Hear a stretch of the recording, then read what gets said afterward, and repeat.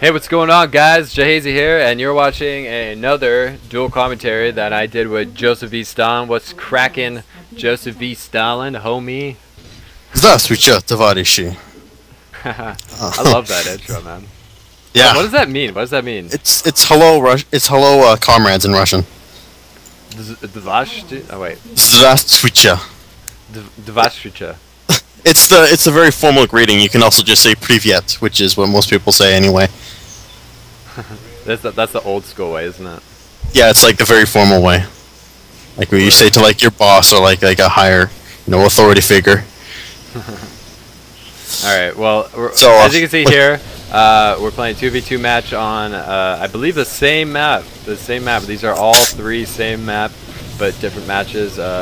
I went straight for his economy with the Reaper Rush, and he does have a nice counter. He has about 7 Marines, and he had a few other, I think he had a Hellion there that I killed, but they do repel them with great ease, and these Reapers are actually fighting a lost cause now, so I bring them back to my base so I don't get pointless losses. Basically took like 50% casualties or something.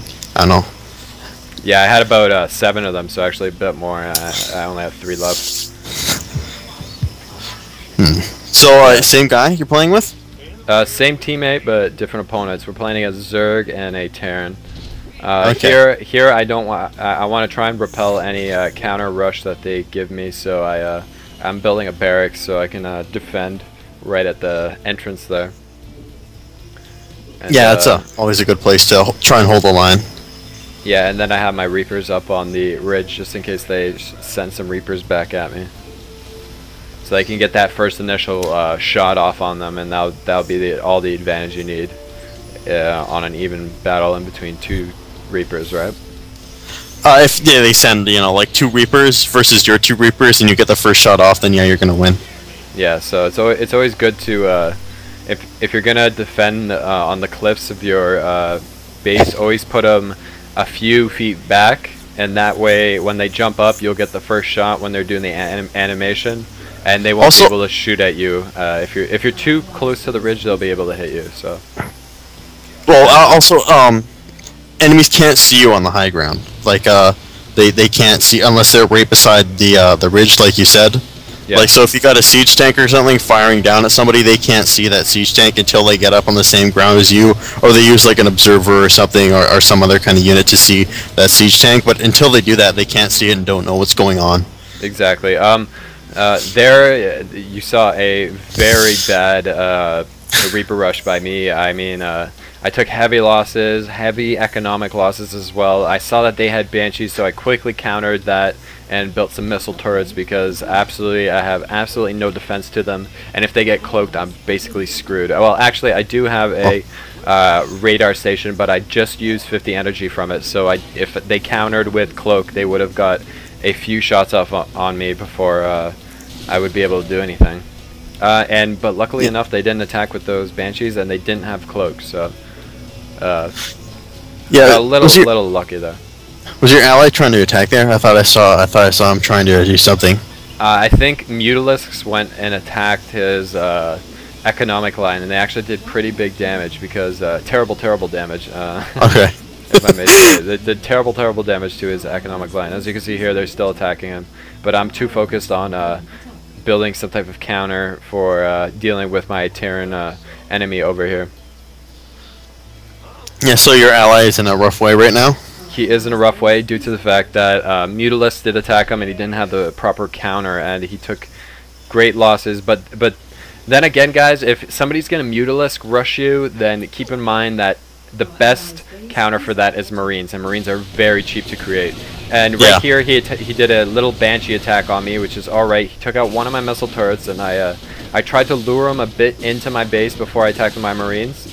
And luckily enough, he didn't see my Marines, and I got to take out one of them, and he went a bit further in, and two of the missile turrets went and destroyed a few of his Banshees. So that's a big economic loss from him. A couple hundred Vespene gas lost right there early on in the match. Yeah, so that was not a good place for him to be right there. Exactly. He so got sandwiched in between my I said sandwiched. He got sandwiched in between my Marines and the missile turrets. So that missile turret investment actually paid off for itself right there. So what do you what's your plan now? What are you trying to do at this point? Right here, I'm just trying to rebuild a few of my missile turrets. I'm going to build tanks, marauders, and marines and attack with that. And I think also I built a spaceport, so you will see some Vikings coming out for me shortly. I figured why not go with the Vikings, because they can attack the Banshees and counter their Banshees, but then Banshees can't attack air, so it'd be the best counter right now. Yeah. So, I like the Vikings a lot just because they transform, and I think it's really cool. Yeah, but the thing is that they do take quite a while to transform down, so doing it in the heat of a battle can actually cost you a battle, especially when it's multiplied by like a bunch of units or tens of units instead of a few. I mean, that animation is huge because you're not doing damage to them that whole entire time that they're doing that animation. That's about 2 volleys of missiles or shots that you could be missing when you're doing that animation, especially like, I mean, exactly in a larger battle. In smaller battles, it's not that detrimental, I guess. Yeah, dude, but you just can't argue that Transformers aren't cool. Like, don't get me wrong, Transformers are badass, but as you can see here, I'm taking advantage of my energy and my command center, and I put down some supply depot expansions. Those things are great. I love those things. I love those things so much. And then I put down some mules because I want to try and build up a bit more money because those Vikings are costing a lot of money for me. Yeah. Did you ever play Mule? It's like a really old school like NES like economy sim. Mule. I don't think it was like NES era. I don't think it actually appeared on the NES. I think it was a really old PC game. Wow. One of EA's first games. So now, do you think these guys took it from that? Maybe. It could be a potential thing, but yeah, who knows? But there's a little bit of history for you guys. Hey, history buff in the house. What? So what got you into history actually?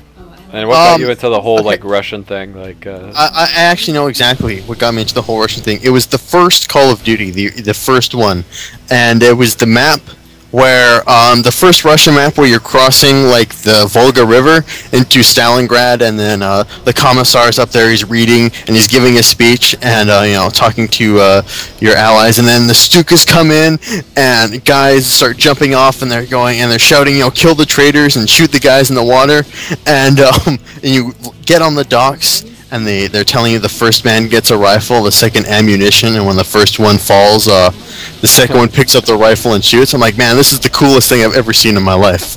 And then I went and I studied Russian World War II history and studied Stalin and everything, and eventually just kind of branched off from there. Nice. So right here, the enemy attacked with 2 armies: the Banshees from the Terrans and Roaches and Mutilis from the Zerg, and I went to go counter them because my teammate was actually getting like almost entirely wiped out. He lost a lot of his SCVs. Or actually, no, he managed to save them, but he lost the majority of his army there. And about that scene in Call of Duty 1, you should go see Enemy at the Gates. I already have seen it. Okay. Oh, well, I didn't know if you thought that was from Call of Duty or from Enemy from the Gates. It's actually from I saw it first at Enemy in the I saw it first in Call of Duty, and then I saw Enemy in the Gates. Yeah, so that's a good movie. It is, but the only problem with it is that like no one had Russian accents, and that really bothered me. Oh yeah, like the one guy's like an Australian actor. Yeah, they have like weird like English and Australian accents. That's like, you know, what's going on? Oh, so right here I attacked the Terrans.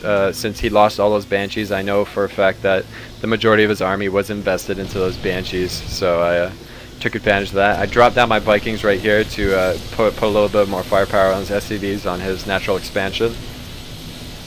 And it looks like he rage quit. Yeah, he rage quit. He rage quit, and then the Roaches come from the back, and what, his ally just quickly follows.